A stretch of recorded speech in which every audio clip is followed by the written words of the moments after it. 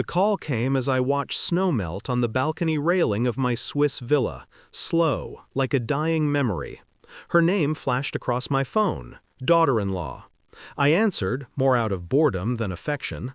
"Thanksgiving dinner tomorrow," she announced, tone sharp like broken glass. "But if you want to join, you'll have to wash the dishes. We're busy. You should contribute." I stared at the mountains, white, silent, untouchable. I let her words hang. She thought I was desperate for a seat at her table. She thought I was still the man who forgave too easily. I smiled, cold, amused. "No," I said. "Enjoy." I ended the call. 10 minutes later, I posted a photo. The villa, the fireplace, a glass of aged wine, and me, alone, content. Then the calls started. 1, 5, 20, 71 by midnight. Her voice messages spilled with forced sweetness, apologies wrapped in syrup. Funny.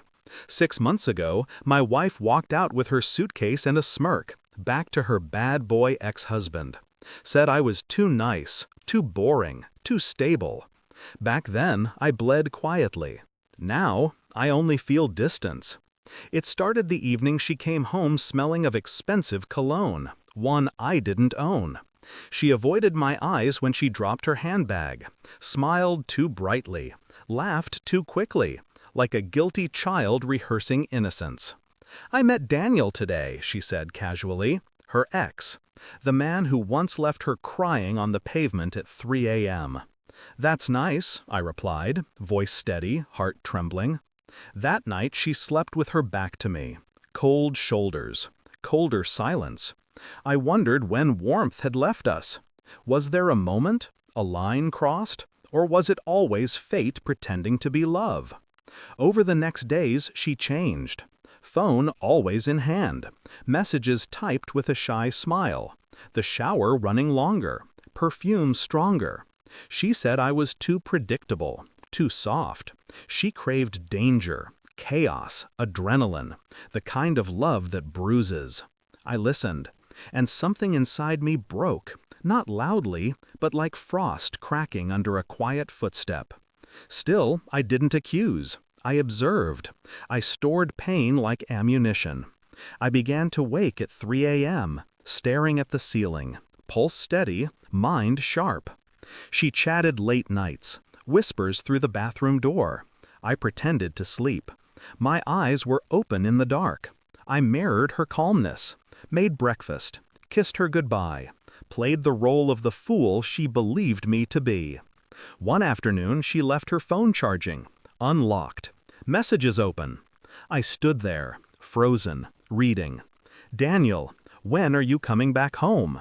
Her, "Soon. He's nice, but boring. I miss real men." Real men? I bit down on my tongue until I tasted iron. Instead of confronting her, I hired a private investigator, a quiet man with quiet eyes. He delivered photos, grainy but undeniable. Them together. Restaurants, motels, smiling like I never made her smile. I didn't rage, didn't scream, I simply planned. I began selling the house, liquidating assets, moving accounts, preparing an exit she wouldn't see coming. At dinner, I asked about her day. She lied effortlessly. I admired her confidence, how easily deceit flowed. Inside, I was already gone. The truth arrived in a sealed envelope, PI report, timestamps, receipts, photos. Evidence of love reborn in betrayal's shadow. I brewed her favorite tea, placed it on the table. She took a sip, unsuspecting. I slid the envelope toward her. "Open it," I said softly. Her fingers trembled. Pages spilled. Her smile died. She looked up, eyes wide, guilty, pleading. "I can explain," she breathed.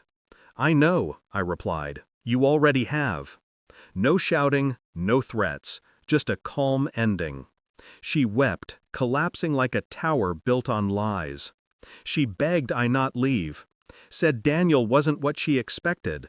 Said I was safe, reliable. But love that returns only when the party ends is not love, just convenience.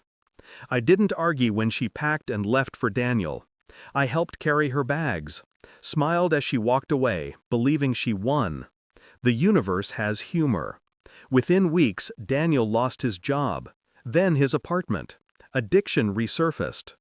They fought, loudly, publicly. She called me one night, voice thin with regret. "I made a mistake," she sobbed. "I know," I said. I had already moved to Switzerland, a villa overlooking calm perfection. Silence became luxury. Solitude became peace. She heard about my success through others. The business I built flourished after she left. Maybe betrayal sharpened me. Maybe freedom fed growth. Months later, my daughter-in-law demanded dish duty for Thanksgiving. Entitlement runs in bloodlines, it seems.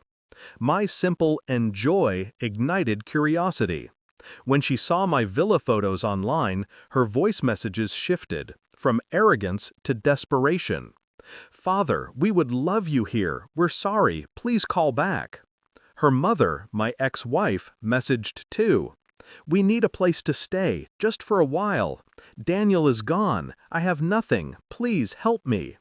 I stared at her words. Once she chose chaos over calm. Now she begged for the peace she threw away. I replied with a single line. "I don't rescue those who drown themselves." Sometimes power is not revenge, just absence. I blocked her number, silenced the noise. I stood on my balcony that night, snow falling like confetti of forgotten promises.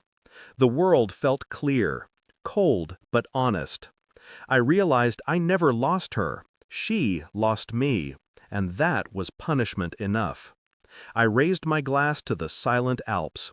Freedom tastes better than love prostituted to nostalgia. I didn't look back. Some people only understand your worth when they face life without it.